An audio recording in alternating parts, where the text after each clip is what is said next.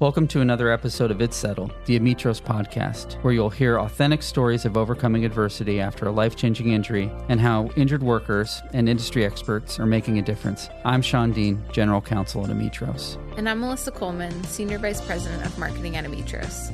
If today's episode inspires you, please subscribe and leave a review to help us reach more listeners facing similar situations. Now, it's settled. Let's get on to the episode and explore the human side of workers' comp and insurance claims. It's settled. We're back with the It's Settled Ametros podcast, and I can't tell you how happy I am to be back. My name's Shawn, Deane. I'm General Counsel here at Ametros. I was gone for a little bit, and then I came back, and I was very blessed to be invited back as co-host for the Ametros podcast. And Andrea Mills, our president, and Melissa Coleman, who head up our marketing team, passed the baton to myself and my co-host, Allison Kelly. So we're very excited to be back, and we couldn't think of a better sort of welcome back episode than to bring in our very own Krista Johnson, and she's here. But before I get started, I want to introduce a very dear friend of mine and someone who I'm very lucky to co-host the It's Settled podcast with, is Allison Kelly. And I'll start just by giving you my impressions of Allison first, and not to embarrass you, Allison, but you're one of my favorite people that I have the fortune to work with. You're a career claims person. It's in your genes. It's in your DNA. And one of the things that I appreciate so much about you is that you understand nearly every aspect of the claims process, because you've done these jobs, you've held these roles, from underwriting to being at the executive level, from working with TPAs, at a TPA to self-insured. So anytime we're working on a complex case, which Krista knows all about and which we'll get into, you always, I never have to get you up to speed as an attorney. Like you jump in and you understand it from an injured worker perspective, but also from all the other entities that are sort of in the work comp ecosystem. So with that, I'm going to let you tell the audience about yourself, because you'll do much better job. But take it away, Allison. Oh, thank you, Shawn. I don't know that I could do any better than that. I appreciate the warm welcome and introduction, and I'm so excited to be a part of the It's Settled podcast. My only experience with a podcast is my 10-year-old's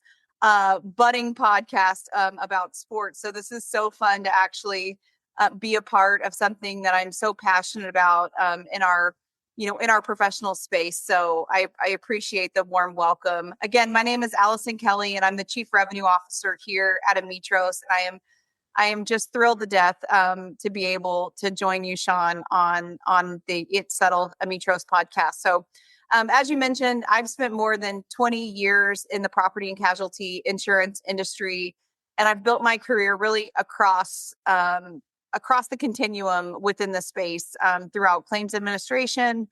I spent a little bit of time in underwriting. I spent a little bit of time in brokerage.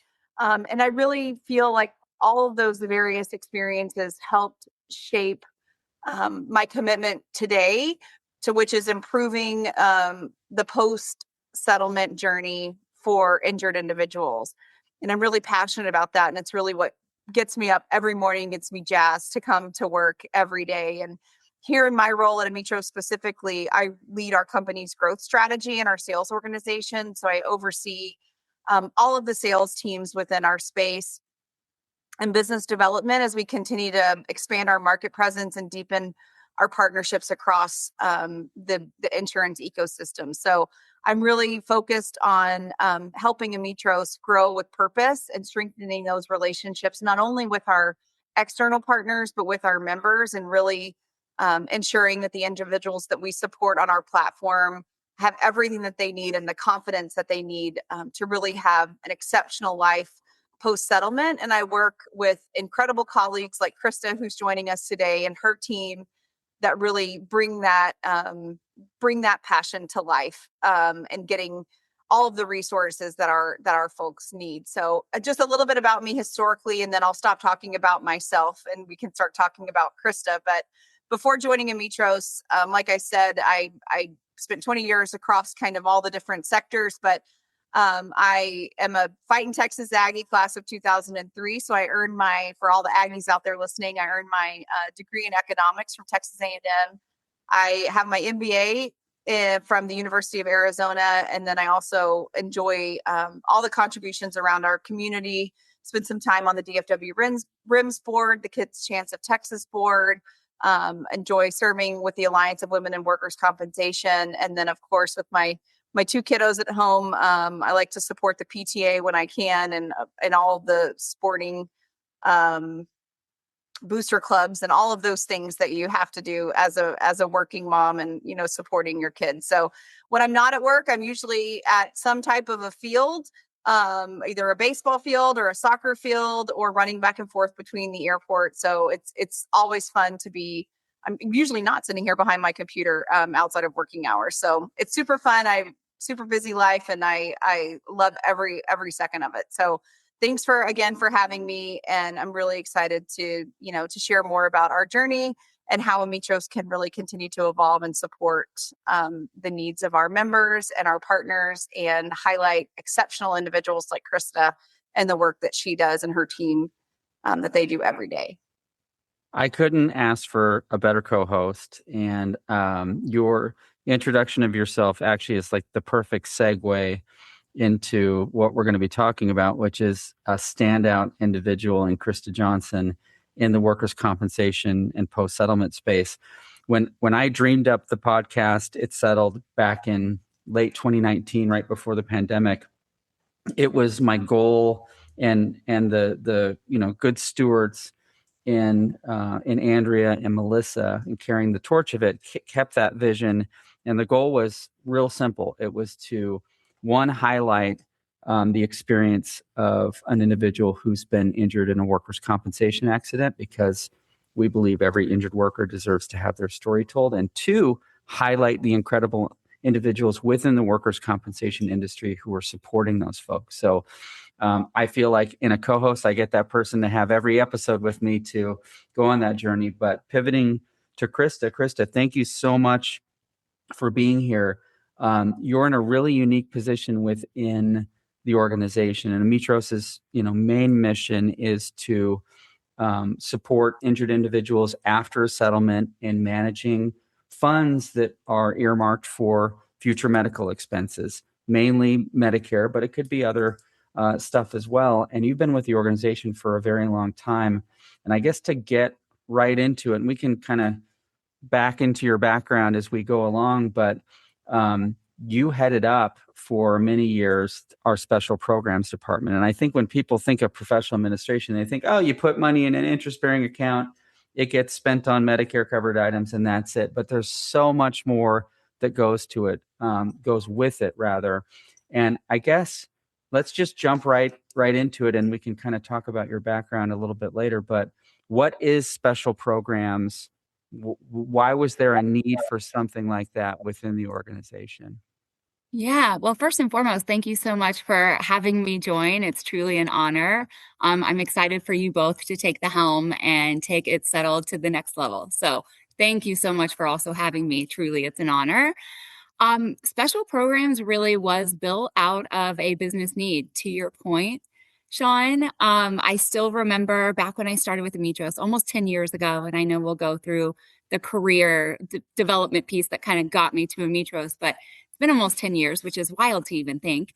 But about a year into my tenure with Ametros, I kept getting phone calls on these really off-the-wall questions. And I still very much remember our former CEO, Marcus, calling me one time and saying, Krista, I need you for something. And I was like, oh, this is going to be a good one. So, of course, we had our conversation, and he asked me, do you have any idea what a loaf and a half trust is? And I was like, oh, okay. This is different. Let me go back in my brain a little bit here and see if I've ever heard of it. And the answer was no. But what it also excited me about it, or what did excite me about that, was that I had a chance to learn something new and provide this education to our client. And these calls kept continuing. And it started with 3 calls a week, and then it would be 5, and then we were up to 12. And we were just getting very, very complicated, complex questions on complex cases, but also catastrophic cases. And they needed that extra eye, that extra ear to really dig into what the objection to the settlement was or the concern of settling the case and providing a solution. And truly, that's where Special Programs was built almost 9 years ago now. Wow. That's really cool. And I think that's such a testament to Ametros's whole story, right? Of really answering the call when our clients call and being able to come up with a solution and really being able to listen, similar to our members. So as you mentioned client needs, are there any specific member stories that you remember where you were able to really provide that same listening ear and empathetic ear and be able to provide a solution like you did for the clients as well? Yeah, of course. So within Special Programs, going back to just a little bit about what the team does today, we see complex cases, catastrophic cases, but when you hear that, that's such a big realm, right? There's so many cases that fit that category. And when I'm thinking about a specific case back then too, that we were able to majorly impact, came down to benefit needs. We had an individual that was severely injured. There was a medical malpractice case on this one. And there were some needs and questions surrounding benefits, Medicaid benefits. They knew that this person was going to go on Medicare. They knew there was going to be an MSA, but they didn't really know how to navigate that. What do they do when you have Medicaid at play, but then you're going to have a dual eligible beneficiary? What options are available? So we really took some time discussing what the MSA would look like, as well as the non-Medicare allocation. Of course, there was DME that was part of this, some home modifications that also fit that. But in addition to saying all the things that Ametros can do to support that injured individual once they settled, we also were helpful in coordinating the special needs trust aspect of it, getting the trustee up to speed on what does it mean to even set up an MSA as a professionally administered account. All the parties and all the stakeholders weren't really aware of this option. So it truly was an educational opportunity so that that person could maintain their very, very important needs-based benefits so that they're receiving Medicaid, Medicare, everything goes status quo as far as benefits. And then they have these additional monies to really support them in enhancing their quality of life. When I first started at Ametros back in 2019, and I remember Marcus, who's our former CEO that we're talking about, was setting up some meetings with me with key personnel at Ametros. He said, "Oh, you have to meet up with Krista." After our first meeting, I was certain you were an attorney. I didn't ask you. I mean, I didn't care what your background was, but you were so incredibly knowledgeable about trust. And I so wanted to Google, what was it, loaf and a half trust? Yes. I don't know what that is, but and you know, you've kind of outlined some of the mechanisms at play when there's public benefits at stake for a member. But what is your background? Because it seems like, again, I thought you were an attorney. You're not an attorney, but you seem to have this wealth of knowledge. Like, how did you come to gain all this insight and this knowledge? Yeah, happy to share a little bit about that. I will tell you from a young age, my mom always tells me I just always loved to help people. So I knew going into, as I obviously got to my young adult years, whatever I was going to do, I knew that I wanted to have a career that was helping people in some regard.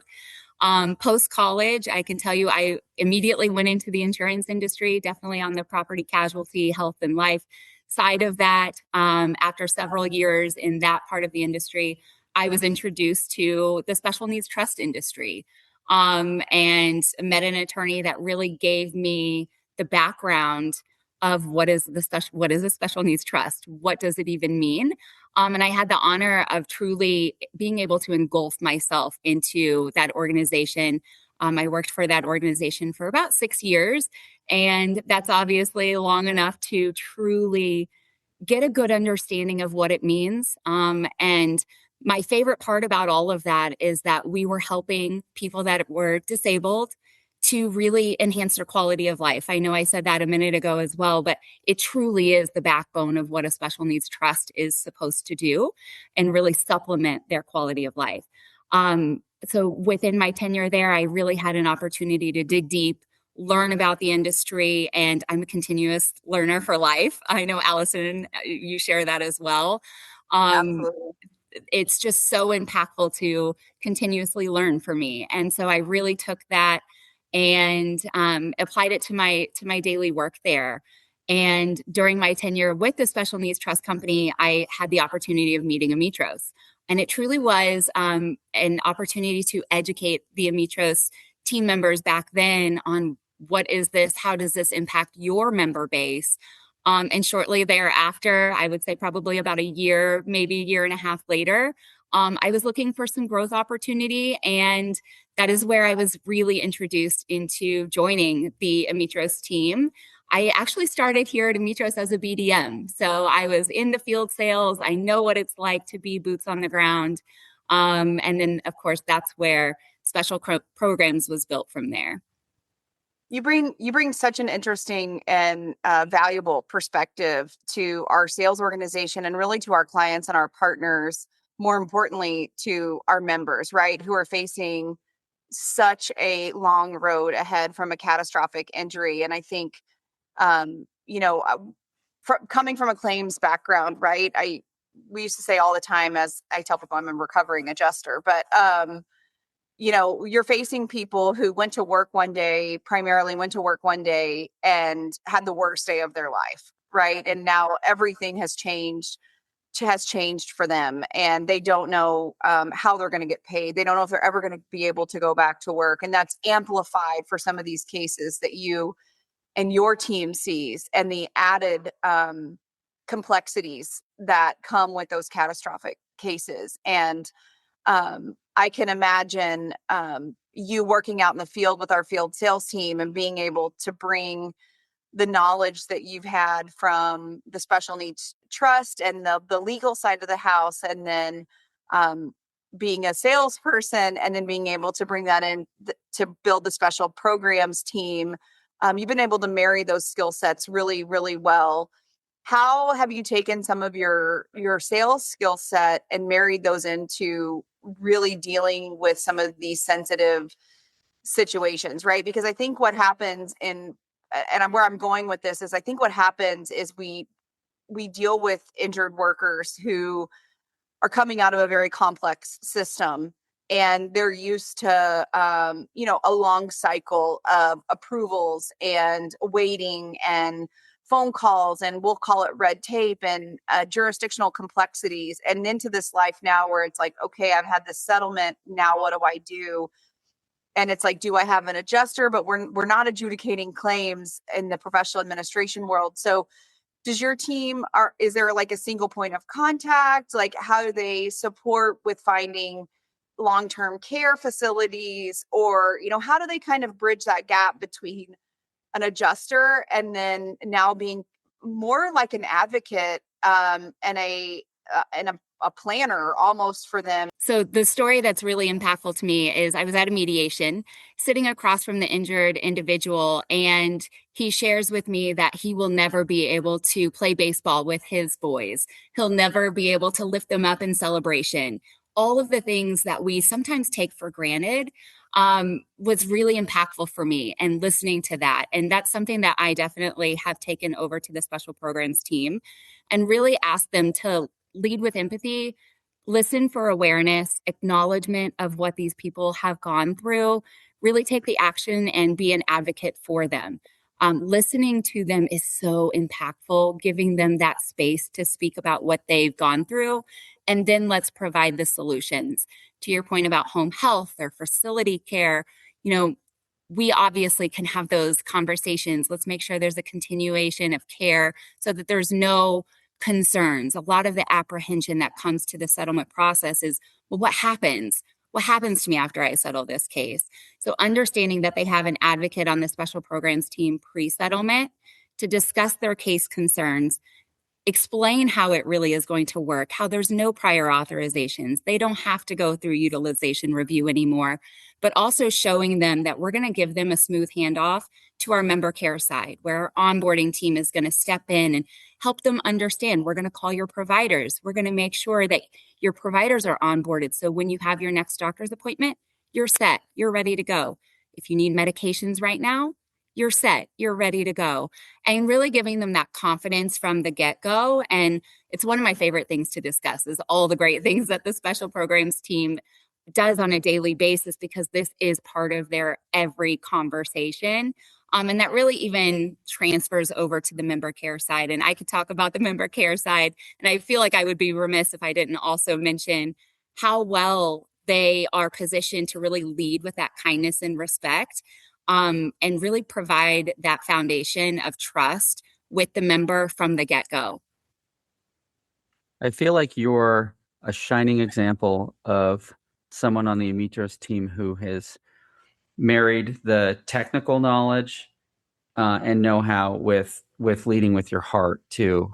And you and Allison both pointed out that oftentimes, almost every time, we're dealing with a person, an injured individual who comes on our platform who had this life displacing event from one day. I mean, things were different the next day after they were hurt.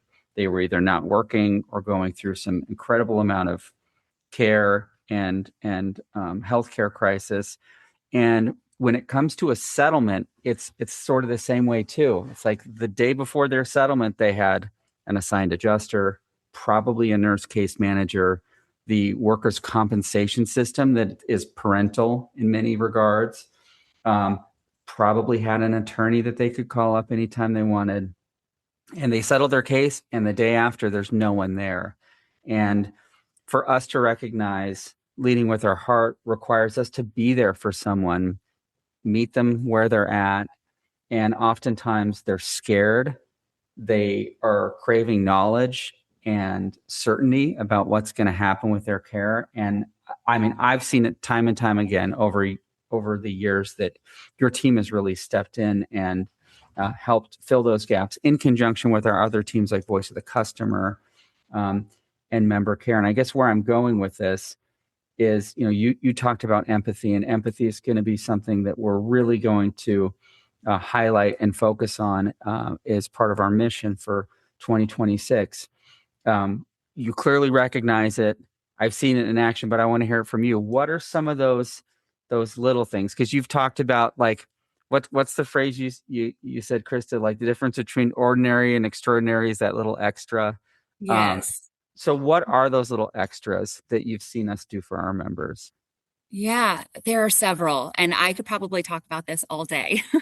When it comes to the special program side, it's the little extra truly on our side is the education and the compassion. And I have seen it, I've witnessed it, where we're really giving them a full understanding of where Ametros is going to step in. And in addition to happening on the pre-settlement side, we do see it a lot on the post-settlement side. And I can give a couple of examples just that come to mind. One in particular, I know we had an injured individual that can't really go into a facility or into a hospital in order to get IV infusions, for instance. That's not typically a Medicare covered item. Our team was able to get this within the coverage guidelines because the doctor was able to provide, hey, this is not going to be good for him. It actually increases his risk of infection. How can we make this happen? And we were able to get that coverage for him for those in-home infusions, all the way down to a member. We had one member, of course, we know that sometimes when you go through a traumatic life event, you do sometimes have isolation that could occur. And one of my favorite things to hear on our member care side is listening to our Voice of the Customer team talk about the extras that they're doing. And one of them in particular that has stuck with me recently is we had a member that was sharing that he was lonely. He's staring at a blank wall. He doesn't have money to cover his cable bill. And our Voice of the Customer agent took it upon herself to listen and hear what he had to say about his favorite movies. She put together a little care package of DVDs to send to him, so now he can watch those on his DVD player. There's another member just recently, new member to Ametros, and we're excited to be working with him and his home health aide. But he really kind of moved facilities from where he was, went home, And we sent a care package to him too, with a pressure reducing pillow, and sent some meals that his home health aide could heat up quickly to help him in his transition. And I will tell you that may be on the member care side, but those types of things also happen on the special program side too. And we work in conjunction with our member care team once the member is on our platform too, because that communication does continue. To Allison's point a moment ago, I realized I didn't fully answer the point of contact piece of that. On the special programs team, when they're going through the settlement process, they do have a dedicated special programs team member that they're talking to on a regular basis. All stakeholders involved in the settlement process also have access to the same person. And then we do that handoff to our member care side and assign a direct point of contact if necessary as well. I think that just speaks volumes, Krista, about how you and your team coordinate not only externally with the injured individual and all the stakeholders that are involved around the settlement table, because for all the claims professionals and insurance professionals that are listening to this today, because we know that there's several, right? You've got the injured worker, you've got the attorney, you have a custodian, you might have a guardian ad litem, you might have all these people involved in the settlement process, the adjuster, the payer, all of these people, right? It speaks volumes about the coordination of communication that you and your team really spearhead and start between both the external and then also the internal communication when that member transitions from pre-settlement to post-settlement, and how it really doesn't miss a beat down to what they like, movies that they like, food that they like, things that they need. And then that gets over to our member care and our voice of the customer team.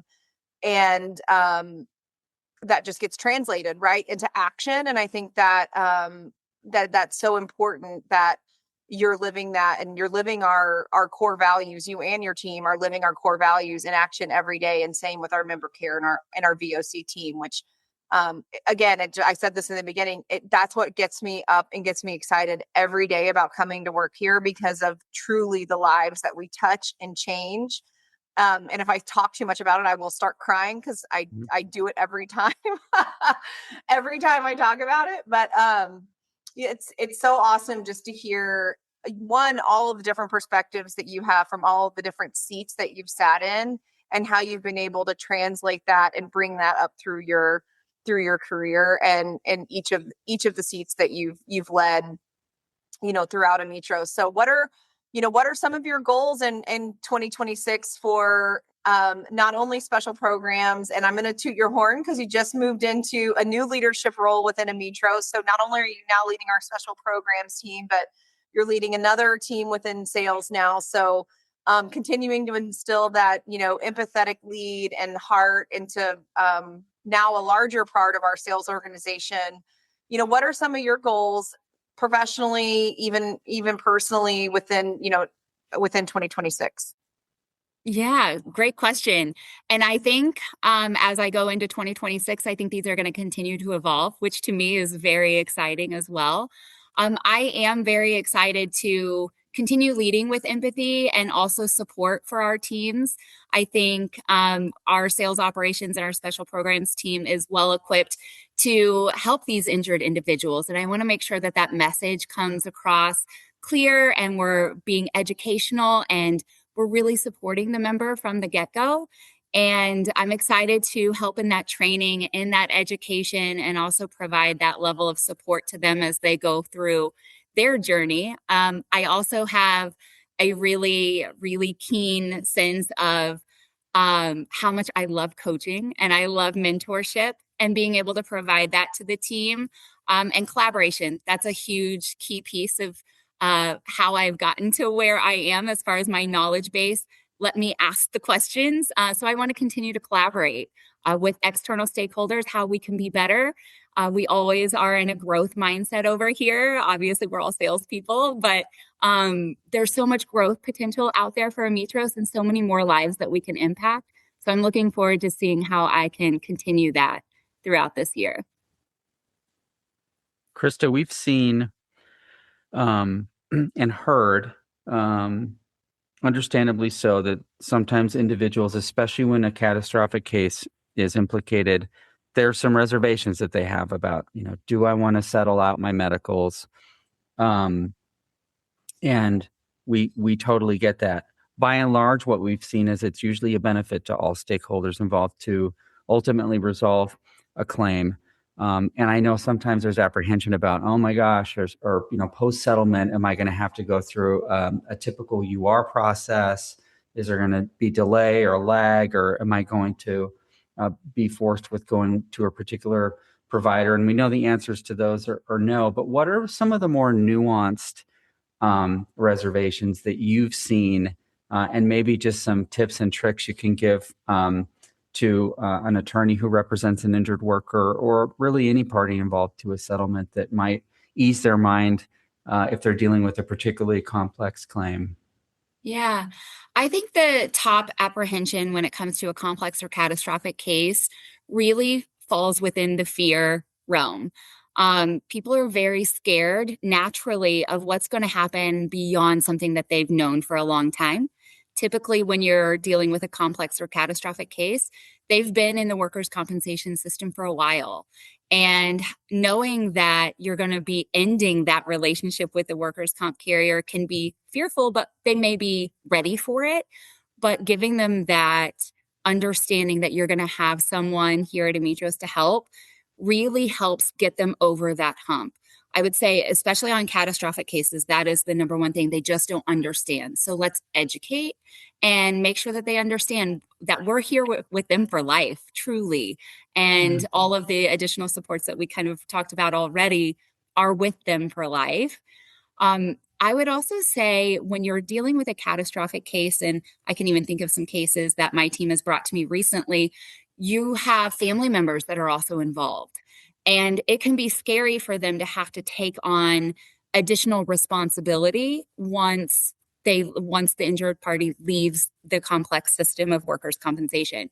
And providing that level of support to them, and knowing that this isn't just about settling the case. This is that wife, that husband, that child, whomever's helping, has an additional support to them, I think is a big part of that when it comes to a complex or catastrophic case.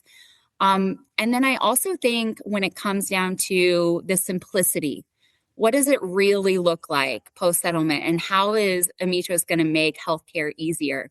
And we do. And we explain that in our education process, and reminding them, to your point, no URs, no prior authorizations. You get to treat how you want to treat with the providers that you want to see. But also the funding piece of this.